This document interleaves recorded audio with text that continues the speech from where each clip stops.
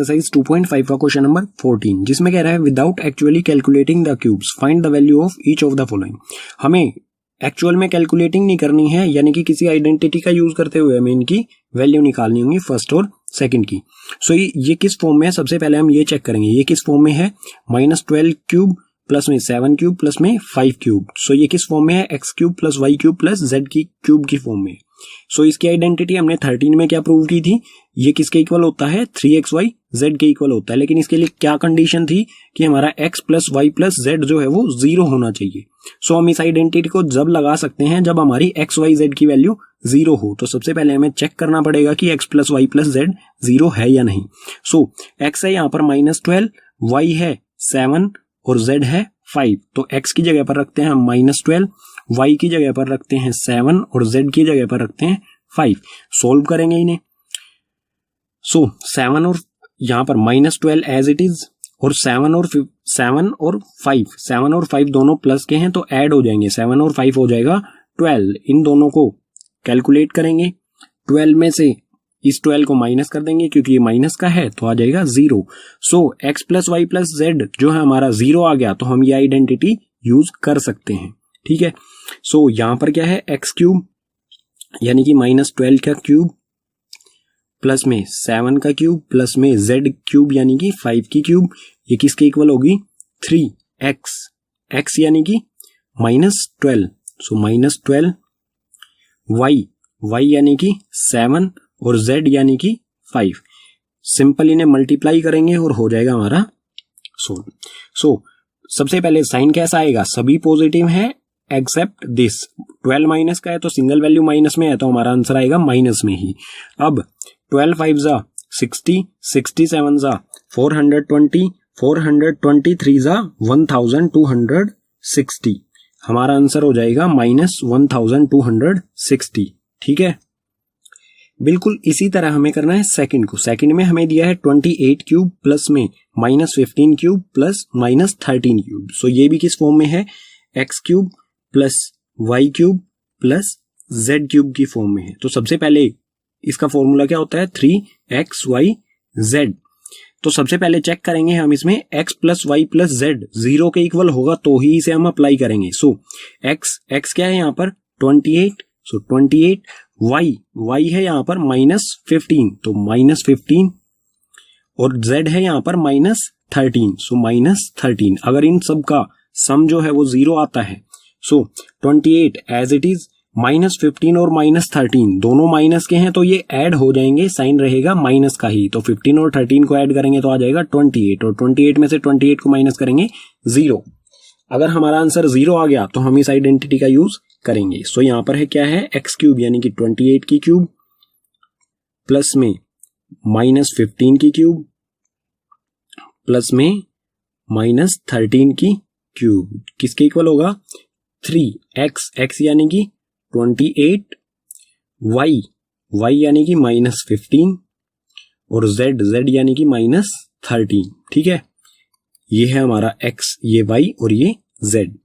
सो इन सबको मल्टीप्लाई करेंगे, उससे पहले देखते हैं साइन कौन सा आएगा। ये माइनस में है और ये माइनस में, तो माइनस से माइनस कैंसिल हो जाएगा मल्टीप्लाई में और आंसर आएगा हमारा प्लस में। सो इन सभी को जब मल्टीप्लाई करोगे तो हमारा आंसर आ जाएगा 16,380। 16,380। आपको सिंपल करना क्या है, इन सबको मल्टीप्लाई करना है। 3 मल्टीप्लाई में 28 मल्टीप्लाई में 15 मल्टीप्लाई में 13, तो आपका आंसर आ जाएगा नंबर 15 जिसमें कह रहा है give possible expressions for the length and breadth of each of the following rectangles in which their areas are given.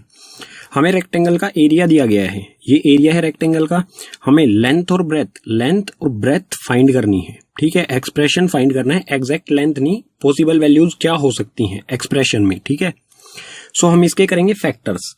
ये क्या है क्वाड्रेटिक पोलिनोमियल, ठीक है, जिसमें डिग्री 2 होती है। तो जैसे हमने एक्सरसाइज 2.4 का क्वेश्चन नंबर 4 किया था उसी तरह इसके फैक्टर्स करेंगे। ठीक है, उसमें हमने क्या किया था, फर्स्ट टर्म जो हमारी कांस्टेंट टर्म है और जो हमारी वेरिएबल का स्क्वायर जिस टर्म में हो रखा है उसके कोफिशिएंट को मल्टीप्लाई किया था। सो यहां पर क्या है 25 और यहां पर है 12 और 25 को मल्टीप्लाई करेंगे। सो 12 मल्टीप्लाई में 25, 12 और 25 को मल्टीप्लाई करेंगे तो आ जाएगा 300। 300 को मल्टीप्लाई करने पर हमें 300 चाहिए और प्लस या माइनस करने पर हमें चाहिए -35। ठीक है, ऐसे ही 300 के दो फैक्टर्स करने हैं हमें। सो 300 के फैक्टर्स इस तरह से कर लेते हैं ताकि ये ज्यादा कॉम्प्लेक्स ना हो, हमारे लिए मुश्किल ना हो। सो करेंगे इसे 2 से 150 पर जाएगा, फिर से 2 से करेंगे तो 75 पर जाएगा। अब 2 से होगा नहीं तो 3 से करेंगे, 3 से ये 25 पर जाएगा और 5 से करेंगे तो ये 5 पर, और फिर से 5 से करेंगे तो 1 पर। सो 300 के फैक्टर्स हो गए ये। अब इन फैक्टर्स को इस तरह से अरेंज करेंगे, ऐसे दो फैक्टर्स बनाएंगे इनसे कि उन्हें प्लस या माइनस करने पर 35 -35। सो 2 2 जा 4, 4 3 जा 12, एक मिला हमें 12 और 5 5 जा 25। तो 25 और 12 को प्लस या माइनस करने पर 35 नहीं मिलेगा। सो ये नहीं होगा, और दूसरे तरीके से देखते हैं। सो अब क्या करेंगे, 2 2 जा 4 और 4 5 जा 20, एक मिला हमें 20 और दूसरा बचे हुए क्या है 5 3 जा 15। सो ये आ गया 15। 20 और 15 अगर हम इनको ऐड करेंगे, 20 और 15 को अगर हम ऐड करेंगे तो हो जाएगा हमारा 35। ठीक है, मतलब हमें 35 मिल गया इस तरह से। लेकिन यहाँ पर 35 कैसा है, माइनस का। सो अगर हमारा -20 भी माइनस का और 15 भी माइनस का हो तो ये दोनों ऐड हो जाएंगे और साइन किसका रहेगा, माइनस का ही, यानी कि हमारा आंसर जो आएगा वो आएगा -35। तो बीच वाले टर्म को स्प्लिट करना है, यानी कि -35a जो है उसे हम कैसे लिखेंगे, -20a प्लस में माइनस में 15a। ठीक है, इस तरह से हम -35 को लिखेंगे और इसके फैक्टर्स करेंगे। सो फर्स्ट है ये, ठीक है, ये दे रखा है हमें 25a²। First term as it is आ जाएगी इसमें। उसके बाद सेकंड टर्म को हम कैसे लिखेंगे, -20a -50a।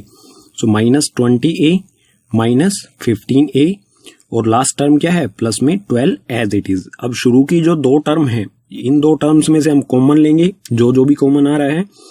यहां पर भी a है, यहां पर भी a है, तो a कॉमन ले लिया। उसके बाद 25 भी 5 के टेबल में आता है और 20 भी, सो 5 भी कॉमन लेंगे। 5 के टेबल में 25 कब आता है, 5 जा पर, सो 5 और a स्क्वायर में से हमने a कॉमन लिया है, यानी कि एक a अंदर ही रह गया है, तो 5a। उसके बाद माइनस का साइन एज इट इज, 5 के टेबल में 20 कब आता है, 4 पर, और a जो है ये हम पहले ही कॉमन ले चुके हैं, यहां पर अकेला ही है तो अकेला ही हमने कॉमन ले लिया। ये हो गया ब्रैकेट क्लोज। अब नेक्स्ट 2 टर्म्स जो है इनमें से भी क्या कॉमन ले सकते हैं, सबसे पहले माइनस कॉमन ले लेते हैं। ठीक है, अब 3 के टेबल में 15 भी आता है और 12 भी आता है, तो 3 भी कॉमन लेंगे। 3 कॉमन लेने के बाद -3 कॉमन लिया है, ठीक है, तो 15 कब आता है 3 के टेबल में, 5 जा पर, और a जो है 15 के साथ वो एज इट इज आ जाएगा। ठीक है, -3 को 5 से मल्टीप्लाई करेंगे, -15 और a एज इट इज। ठीक है, अब +12 है, इसे लिखेंगे हम माइनस, और 3 के टेबल में 12 कब आता है, 4 जा पर। ठीक है, अब हमने माइनस क्यों किया है यहां पर, सो आप इसको -3 को -4 से मल्टीप्लाई करेंगे तो ये वापस क्या हो जाएगा, +12, क्योंकि माइनस से माइनस कैंसिल और 3 4 जा 12। आप इसे इस तरह से भी समझ सकते हैं, प्लस का जो साइन होता है वो कौन से दो साइनों से मिलता है, माइनस मल्टीप्लाई में माइनस और माइनस के मल्टीपल से बनता है। ठीक है, सो हमने एक माइनस इसमें से, इस प्लस में से एक माइनस हमने बाहर ले लिया तो बचेगा अंदर क्या, माइनस। ठीक है, अब इसे हम लिख देते हैं स्टैंडर्ड फॉर्म में, जो हो जाएगा हमारा 5a और -3, और दूसरा हो जाएगा 5a -4। सो ये 2 फैक्टर्स हो गए हमारे इस क्वाड्रेटिक पोलिनोमियल के, यानी कि जो ये रेक्टेंगल का एरिया गिवन है इसके हमने 2 सेगमेंट्स निकाले। एक होगा इसमें लेंथ और दूसरा होगा इसमें ब्रेथ। लेंथ और ब्रेथ क्यों होगा, क्योंकि जो एरिया होता है रेक्टेंगल का वो क्या होता है, area equals to length multiply में ब्रेथ। और आप देख सकते हैं यहां पर इस बीच में कोई निशान नहीं है, इसका मतलब क्या है, ये लेंथ और ये ब्रेथ मल्टीप्लाई में है। ठीक है, सो हमारे आंसर्स होंगे ये। अब देखते हैं सेकंड में हमें एरिया दिया गया है 35y square plus 13y minus में 12।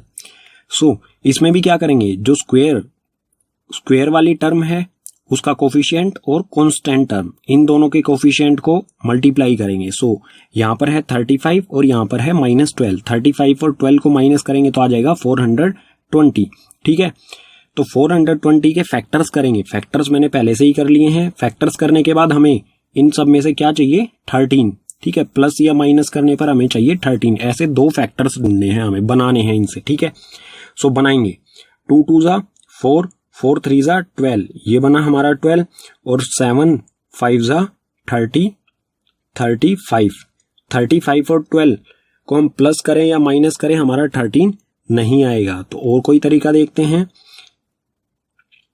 अब करते हैं 2 2 जा 4 और 4 7 जा 28। एक आया हमारा 28 और 5 3 जा 15, ये आ गया 15। अगर हम 28 में से 15 को माइनस कर दें तो हमारा आ जाएगा 13। ठीक है, मतलब हमारी इस कंडीशन में आ गया, ये कंडीशन हमारी सेटिस्फाई कर रही है। ठीक है, तो हम इसे 13y को किस तरह से लिखेंगे, 13y को हम लिखेंगे 28y माइनस में 15y। ठीक है, और 28 और -15 को मल्टीप्लाई करेंगे तो हमारा -420 आएगा। -420 क्यों, क्योंकि 35 प्लस में है, ये माइनस में है, तो प्लस माइनस -420। ठीक है, अब करते हैं इसके factor. First term as it is, ये सेकंड है। फर्स्ट टर्म क्या है हमारी 35y स्क्वायर, और सेकंड टर्म 13y, जिसकी जगह पर हम लिखेंगे 28y माइनस में 15y। सो 28y माइनस 15y और -12, लास्ट टर्म जो है कांस्टेंट टर्म, वो एज इट इज। अब शुरू की दो टर्म्स में से जो भी कॉमन आ रहा है वो लेंगे। सबसे पहले यहाँ पर भी y है, यहाँ पर भी y है, तो y कॉमन। उसके बाद देखेंगे कि 7 के टेबल में 35 आता है और 28 भी आता है, तो 7 भी कॉमन। 7 के टेबल में 35 कब आता है, 5 जा पर, और यहाँ पर क्या है y स्क्वायर में से एक y हमने बाहर कॉमन ले लिया तो अंदर बचा एक y। ठीक है, इसी तरह से 7 के टेबल में 28 कब आता है, 4 जा पर, और 28 के साथ जो y है अकेला है उसको हम कॉमन ले चुके हैं, तो यही आएगा 5y प्लस में 4 ब्रैकेट क्लोज। अब देखते हैं इसमें से क्या कॉमन ले सकते हैं। यहाँ पर भी माइनस है, यहाँ पर भी माइनस है, तो माइनस कॉमन ले लेते हैं। उसके बाद 3 के टेबल में 15 भी आता है और 12 भी आता है, तो 3 भी कॉमन लेंगे। जस्ट अ सेकेंड, 3 भी कॉमन लेंगे यहाँ पर। ठीक है, ये 3 कॉमन लिया हमने। 3 के टेबल में 15 आता है 5 जा पर, और y इसके साथ में एज इट इज।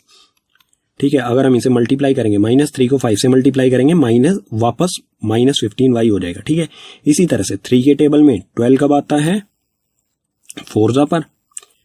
ठीक है, ये हो गए हमारे दो फैक्टर्स। ठीक है, 7y और -3 को लिखेंगे इकट्ठा, तो 7y माइनस में 3 और 5y प्लस में 4, ये हो गई हमारी दो, ये लेंथ और ये ब्रेथ। ठीक है, जैसे हमारे फर्स्ट वाले में थी, हमें ये एरिया गिवन है।